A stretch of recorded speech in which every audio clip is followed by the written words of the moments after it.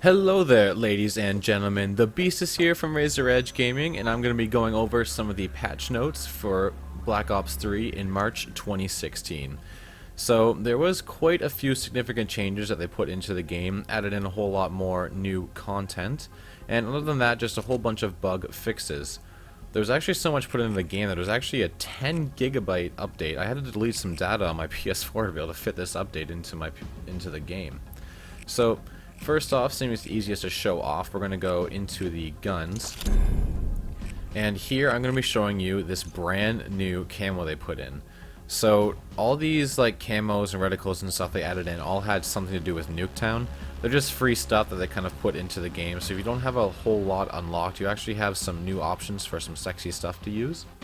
So this one is of course just called a very simple Nuke 3 Town, like this. And you can find it over in your extras menu next to True Vet if you actually do have that. And then they added in some new reticle looks. Alright, so the one for the reflex, you go over to your extras here and you can find it right here. It's called Durez. Now, I don't really know what this has to do with Nuketown at all, but nonetheless, it still looks like a pretty cool reticle actually. Not too sure how well it would look in game, but we'll see that very, very soon. I'll be showing you guys some in-game gameplay of all this new reticles. Alright, next, and we have right here, this is the new recon stuff, so we'll go over to extras. And here we have the 2025 reticle. This one's pretty cool. I mean, we got like an atom floating around right in the middle. And that pink, I hope it's a little bit more see-through than that, because that can kind of get in the way of your shots if it's not super transparent. I'm not too sure how well that one's actually going to go over. And here we have the Varix 3. Go over to extras and you can see Sentient right there. Pretty creepy. That is a pretty creepy face they put right there. And obviously that is a mannequin from the actual map itself.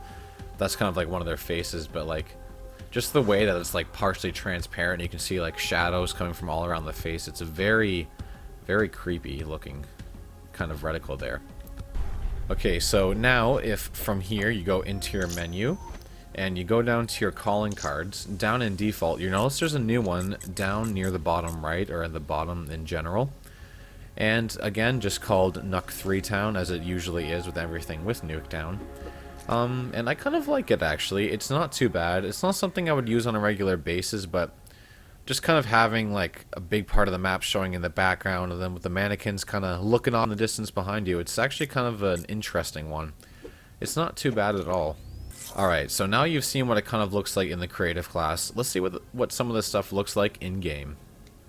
Alright, so here we go. We're in game. We got the Man of War going. This is what the reflex reticle looks like right here.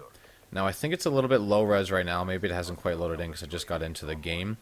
But it's not too bad or whatever. It doesn't look like it's going to be too hard to do target finding. And this is what the camo looks like, the new Nuketown stuff. It's a very, very sexy camo actually. I really like it. It looks even nicer in game. You got that combination of the white, the blue, and the orange that's just very, very attractive. And not only that, but I didn't notice that those like blue parts or whatever, kind of where the outlines of them are, they actually kind of glow in the dark a little bit. Mix that with the little stat track that's down at the bottom, you get this awesome combination of white, blue, and orange that just looks really sexy, and this might be a camo that you could use on a regular basis. So let's see what this reticle kind of looks like in action. Advised, hostile UAV incoming. Charlie. Dropped. So overall, this reticle isn't too bad. It's not exactly the most practical kind of reticle to be using, but in the end, you can kind of acquire targets very quickly with it. And the flash of the gun and everything doesn't get too much in the way, so you're not going to have too much trouble seeing your targets and staying on target. I wouldn't use it all the time myself. It's a little bit hard to actually aim with, I find. But in the end, you don't lose your target very much, and it's not too difficult to use. Alright, so next, let's take a look at the Varix 3. This is what it looks like in game, that creepy, creepy sentinel face that you're seeing right in the middle of the reticle. Let's go see this thing in action and kind of see if it obstructs your vision too much having that face there. Hostile UAV above. Okay, so what I've noticed so far from using this reticle is that Having that face there doesn't even matter most of the time, because if you're looking at places like this, it actually covers most of that face. And the combination of having that kind of red dot mixed in with it, you kind of lose where the red dot is, and it becomes a little bit hard to aim this thing.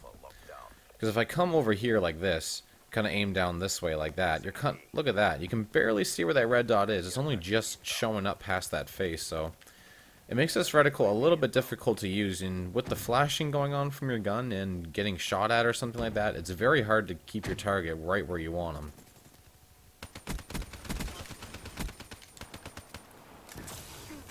So as you can see there, I was trying to fire at that second target afterwards, after I killed that girl, and I started trying to aim for the, I think, fire break that was kind of in the background there. You notice as soon as he kept like moving and then kind of started going a bit around the corner, I didn't quite finish him off, and that's because I kind of lost track of a little bit where I went, or where he went, I should say. And the red dot wasn't quite on target, and I wasn't able to kill him before I got around that corner because it was kind of difficult to get him right in the center of the reticle so I can take him down. Alright, so let's try out this recon sight. So this is what it looks like in game. It's a little bit more transparent than how you see it in the Creator class, which is kind of nice. At the same time, though, that could still be obstructive. Alright, let's go actually try this out on some kills. Lightning strike forward. Bravo. Okay, not too bad so far. Bravo. Good. Hostile here. UAV inbound. Tango. Red down. Friendly UAV inbound. Alright, so overall, it's not a bad reticle. It's just that there is a little bit too much on that screen there, so it's not as obstructive, I think, as the Sentinel one. You can still find where the center is because it's a bluish kind of color contrasted with the pink. It can be a little bit more difficult to actually find your target, though. It's not that you're losing your reticle. It's just that with like everything that's going on in that like purple and white there and blue, mixed with your gun flashes, the enemy moving around a whole lot on different backgrounds and stuff, you kind of tend to lose your targets a little bit and becomes a little bit disorienting. Overall, these reticles are quite nice, actually. I find most of them would be kind of a cool thing to throw on every now and again, but honestly, none of them are all that practical. Two of them are very obstructive of your vision, and you kind of tend to lose your targets in them because they're of either having the reticle like not contrasting well with the background very much, like the background image, or the fact that the image just has like weird colors, or there's like just, it's a big image or something like that, and just gets in the way of what you're trying to see. And when you got moving targets, it's very difficult to actually find where they are. So overall, not very practical, but it could be something fun to use every now and again. Alright, so the next big change that has come up in Black Ops 3 is that there's been a whole bunch of new guns that they've put into the game. I think there's another 5 that they've put in, I'm going to assume, because it tends to be every time they put out weapons, there's about 5. Now, I don't have any of these weapons for myself because they're all black market kind of stuff, so there's no way I can just unlock them by actually playing the game. I would have to get a ton of crypto keys and try to open cases, and even then I can't guarantee that I'm going to get any of these new guns. So I don't know the name of them off by heart. I will have all the names on screen afterwards, so I won't be able to say them all kind of like live. But on there will be links, and I'll also show some images of what all the guns look like. Hopefully down in the description or on screen right about now. But let's go into the Creator class, and I can actually take a look at them, or at least the little blueprint of them. Now I know there's a new submachine gun, and it's this one right here. I believe this was something like the HG40 or something like that. It's basically a newer version of the MP40 from all the way back at World at War. And this is basically a modern version of it. I've seen the stats of what this gun basically looks like, and it's basically the same as what the MP40 was back in World at War. But honestly, I haven't tried it myself, so I can't quite say how good it is or isn't. Alright, this here is the new sniper rifle they've put in. This one, they've even said that it's absolutely made for quickscoping. It's supposed to be the most agile sniper to actually run with, quickest to aim in or whatever, and it is like a one-shot kill, I believe, the chest and up. So this one isn't bad at all, and actually I do kind of miss quickscoping a little bit. You can kind of do it with the Locust. The SVG 100 isn't the best for it, so hopefully they actually did this one right, and it'll actually be perfect for quickscoping, because I want to get back into that kind of stuff. Right, so taking a look at the secondaries, all the new secondaries they put in were actually 3 more melee weapons, so this one focused a little bit more on melee weapons than anything else. And now these 3 new ones, I don't know what they're all called. I think this one's the home run bat, but it's basically just a baseball bat, plain and simple. Then here we got this really awesome looking dagger that's got this like twisted handle, and then the blades are kind of like waving back and forth. It's got a skull like right at the top of the handle there. It's pretty freaking cool looking. And I believe these actually all come with that new Nuketown camo as well on them, and I think I saw one guy using that Nuketown camo on his dagger, and it just looked really sexy, so it's kind of nice that they put out that you can actually use those on your melee weapons, so you can have some sexy stuff to start off with. And last but not least, there's this thing right here, which looks like some messed up, I don't know, maybe like butcher's knife or something that's got like so many different like blade angles and stuff like that, and I don't even know what you would call this. It almost kind of looks like one of those razors you would use back when you'd want to shave your face or whatever, but it's got some serrated blades on it, so I'm not too sure how well that would go over. So other than that, there's not a whole lot other multiplayer changes. Basically just fixed up some bugs and some map exploit kind of stuff. The only changes to weapons was that the MR6 got a fire rate reduction. I think it used to almost have a match trigger, but now it's kind of like slowed down to a point where it's basically just firing once every maybe like a quarter to like half a second, maybe somewhere in that range. It's kind of slow. The MR6 was already not that good, and now that they've put that into it, it's going to be quite a struggle to use. And other than that, it was just basically the ICR that got a slight accuracy buff. I don't really think it made any kind of major change to the game. So let's move on to some of the zombie stuff. So I don't remember if I read this in the patch notes or not, but I heard from word of mouth that you can now hit zombies through the barriers a little bit easier. So I want to try this out. I want to try this out for myself, see if we can find some zombies in some barriers, and let's find out if we can hit them well or not.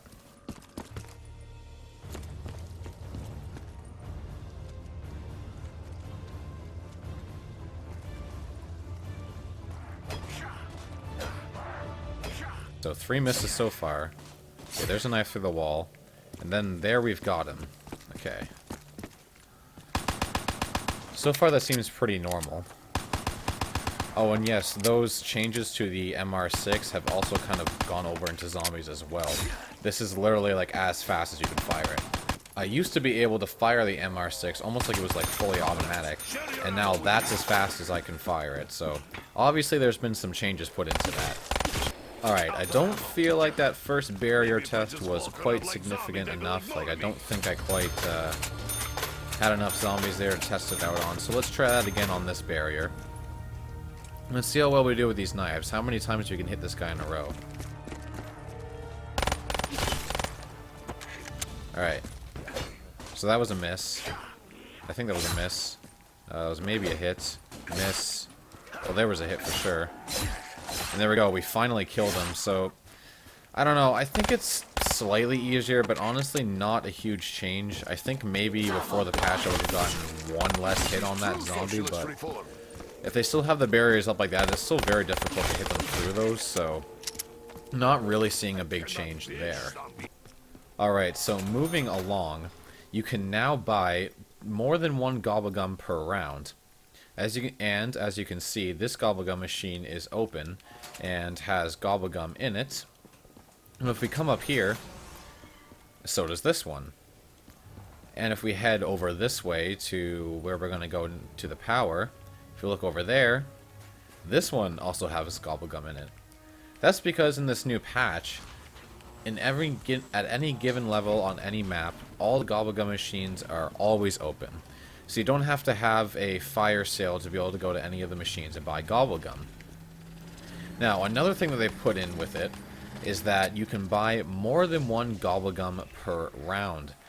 which is pretty sick if you ask me, because there's been so many times before where I've wanted to get that like one certain kind of Gobblegum, and I have to maybe go through like 4 or 5 rounds of buying one Gobblegum per round just to be able to get it.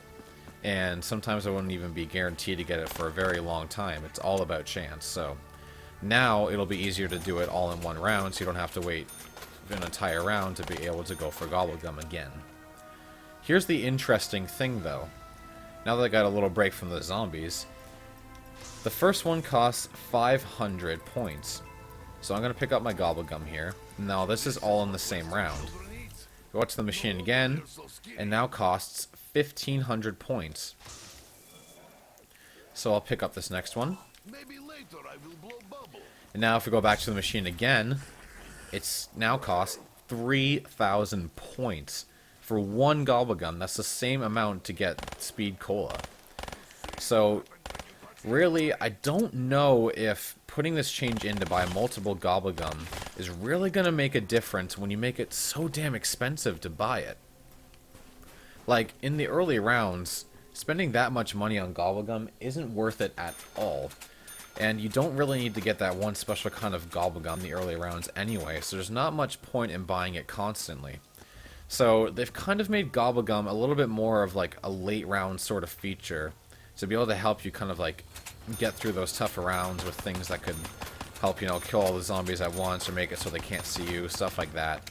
Just in case you get into a pinch, because if it's not at least like round 20 yet, where, you know, you have all of your perks and you've gotten all kind of set up and everything, you're not going to be able to spend that much money on Gobblegum, because you need to set yourself up first. So it's going to have to be at least round 20. You're going to have yourself set up before it's going to be worth trying to grind for those good Gobblegums that could help you survive the worst of times, or whenever you really need it in a pinch. So in my opinion, I don't really like that change a whole lot. I like the fact that you can buy more than one, but I mean, sometimes you want some Gobblegum in the early rounds, and some people don't always make it to round 20, and they want it before that. Now, on this map, on the Giant, it does actually make quite a big difference, because on this map, it's kind of easy to get to those higher rounds, because you can camp on the catwalk right up here. Camping up there, it's basically like a round 20 minimum, if you know how to set yourself up properly.